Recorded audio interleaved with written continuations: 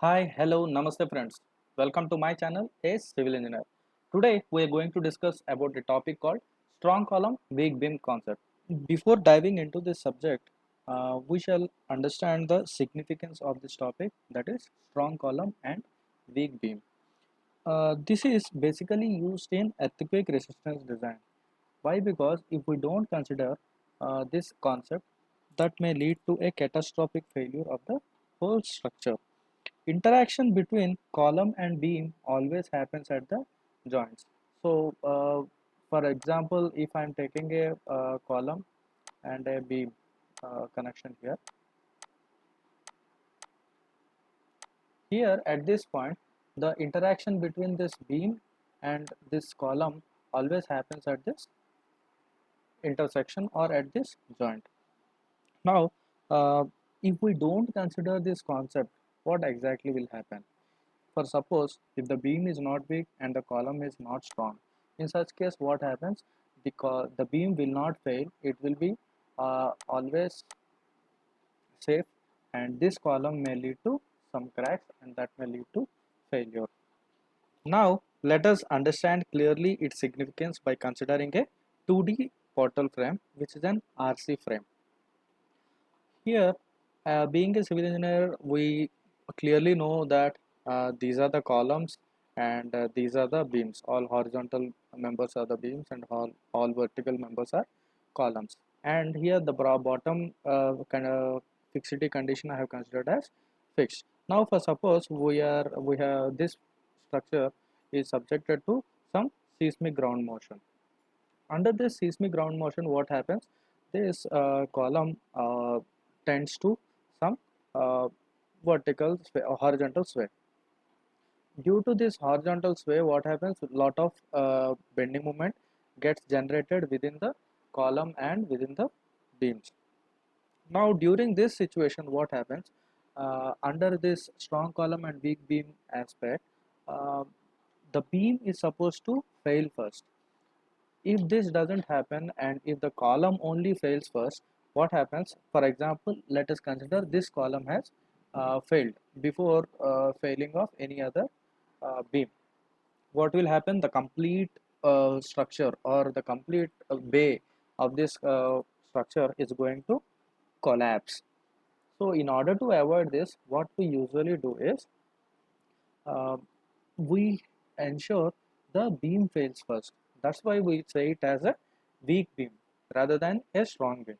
So if we are giving a weaker beam, that does not mean it is not compatible or not adequate with the coming bending moments or shear forces. That does not mean so. We have to provide a beam which is a balanced section, but the stiffness of the beam should be comparatively smaller than that of the stiffness of the column. See, now I'm going to consider this particular joint. At this particular joint, this beam, whatever I have marked here, this beam should have a lesser stiffness compared to the sum of the stiffness of both these columns at the top and bottom of this joint. Or for example, if I consider this joint, at this point you have two beams and two columns up and down. So here in this case what we need to say is the sum of the stiffness of these both beams should be less than that of the stiffness of both these columns. Now if I consider this column and if this column is not uh, uh, strong enough and the adjacent beams or the connecting beams are very strong, very weak, in that case what happens? All the beams will be intact in position and this column will be led to a sudden failure that leads to complete structure collapse, or it is known as a catastrophic failure. So what the advantage or the basic advantage what we find in this is we always see a local failure by considering this concept strong column and weak beam. So I will jot it down all the points. Like, one thing is we have a local failure always. Next thing is we always have the sign of failure. Here why I am saying the sign of failure is we will be always having a initial warning. What does that initial warning mean? For suppose when the beam is weaker, then what happens? Only the beam fails locally, and that will give an alarming. It will alarm us to uh, retrofit the structure, or it will alarm us to take some precautionary measures. And the third advantage what we see here is it leads to a partial failure. Why I am saying this a partial failure? Because this failure is not within the whole structure. This failure is only within the local members of the structure. Here the basic advantage what we see here is, to go more deep into the concept, the basic advantage what we see here is the initial plastic hinges. Because when the beam is tend to be failed first, that means that this beam arrives to its plastic moment or plastic failure condition first, compared to that of column. Now what happens? For suppose here I consider this beam, and here you will find two plastic hinges which are formed, assuming that the hogging moments are critical. So here we find two plastic hinges, and that will lead to failure of this beam, and but this may not lead to the failure of these adjacent columns. So what happens? I can define it saying like, initial plastic hinges form at the beams and lead to most desired and suitable energy dissipation mechanism. Energy dissipation mechanism for the structure. At what condition? During a seismic condition. So in this seismic condition, what happens? We clearly see the energy dissipation takes place, or the moment distribution takes place within the beams and along the within the beams and the columns. So that is the reason why a joint is very much critical, and during seismic action, and we do provide ductile detailing for all the joints. Yes, here you may ask a question that where this check need to be performed, or to which all members this check need to be performed. I would say this has to be checked to all the columns within a particular structure, not only columns, to the beams as well. I mean, this has to be performed at all particular joints. Here I have shown you a 2D frame, but when you consider a 3D frame, at that point you will be having not only these two beams, but also you will be having in other two directions also. That means perpendicular to the plane.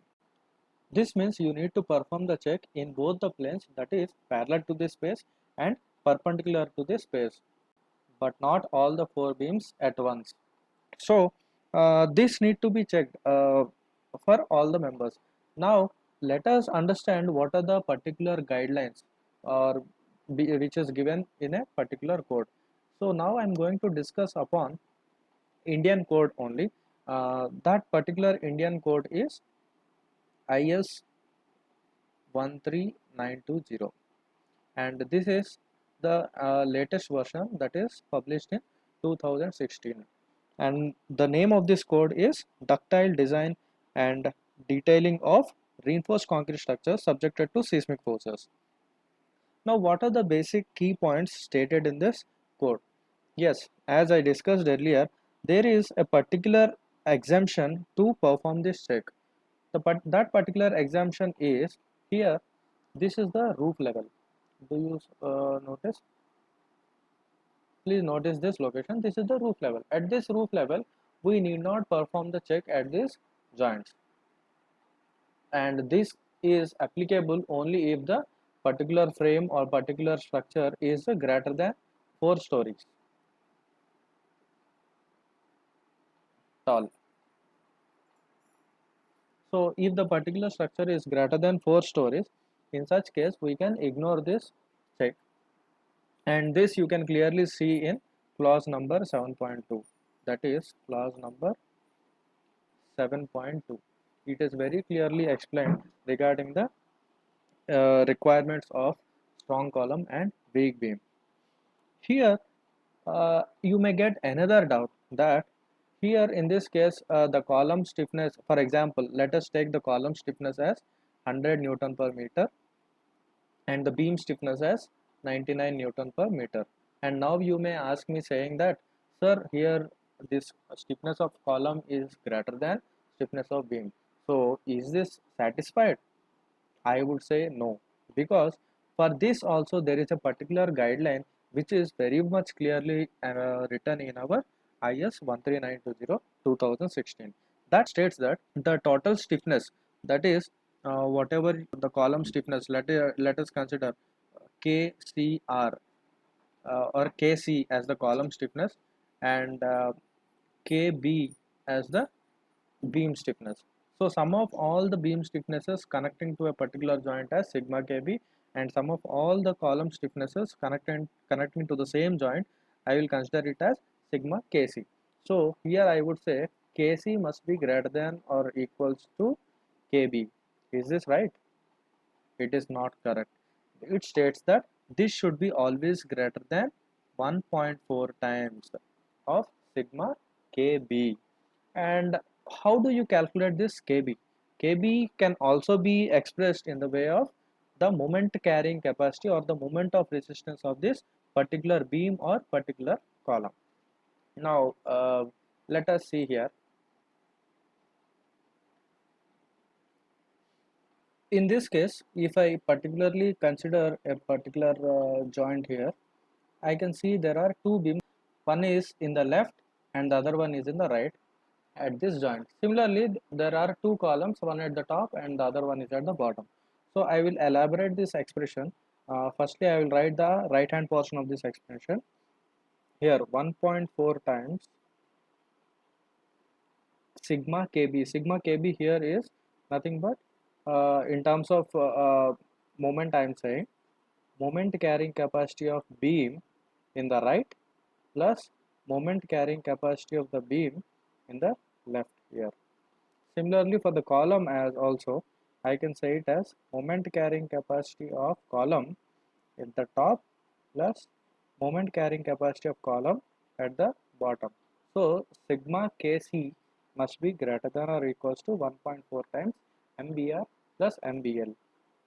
Here 1.4 is a very important factor, and this need to be remembered because it is a very important bit in many competitive examinations. Not only in competitive examinations but also to the people who are working in consultancy firms or any other industry. They, when they design a particular structure for earthquake resistant design, then they do need to check this for a strong column and weak beam. In such case you need to ensure this 1.4 fact. So now we are going to discuss more elaborately on what exactly code specifies or signifies. Here what it shows is uh, uh, the sum of all the moment carrying capacities of this beam, this one, this is considered in one direction, that is in anti-clockwise direction.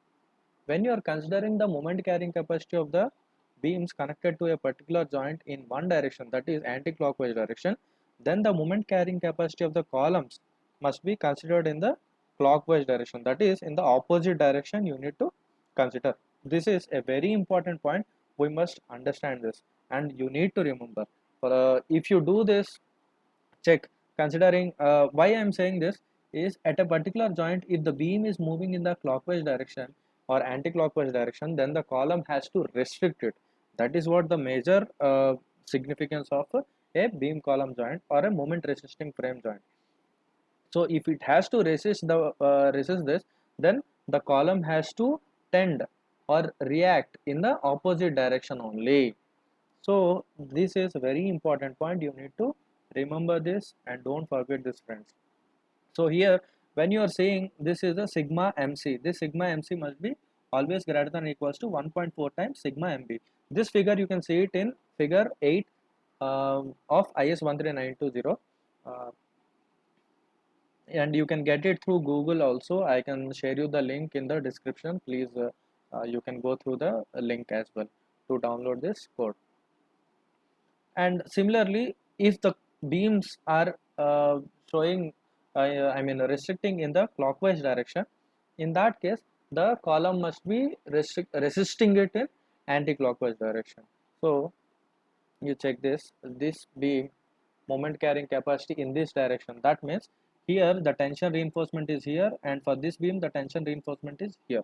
Similarly, in this case also the tension reinforcement is here, and here the tension reinforcement is here. And for both these cases this need to be checked. It does not mean that if you perform the check for one direction you need not check for the other direction. Why? Because for especially for beams in column most of the times we provide uniform reinforcement in all the four directions, but there is also a chance that for columns also we provide only uh, in two directions. That is, we may provide only rebar in this manner, but in most of the cases we provide uniformly only. But whereas for beam it is always different. If the beam depth is very less, not very less, if it is less than 750, in such case what happens, we do not provide any side reinforcement, side face reinforcement. We only provide the top rebar and bottom rebar. And there is many times, or there is a lot of chance that these two reinforcements are completely different and the area of steel may not be similar. So in such case what happens, when the top rebar is of lesser reinforcement, in this case what happens, the moment carrying capacity of this beam will be lesser, whereas in this case the same beam will be having a moment carrying capacity more, that is the moment of resistance is more. So this gives you the difference what exactly is. So here MB is equals to MB left plus MB right, and here MC sigma MC equals to MC top plus MC bottom. Similarly, there would be a chance that especially in the edge columns we only find a single beam in one direction. In that case also we have to check this. We will be having only one beam. That one beam need to be checked in both the directions. This is very important, friends. You have to perform this check for both the cases. I will just put a slash here, either in this direction or in this direction. And this formula is very much important. That's it, friends. Hope you liked the video. If yes, please like it. If you had any comments or queries, or if you had any topics in your wish list, then do comment it in the comment section. I will definitely try to make a new video on that topic, or try to reply to your comments for any queries. I will be creating more videos like this. Please do subscribe to get updated as I keep posting videos. Share my video to all your friends and family members. Don't forget to press the bell icon. Thank you very much.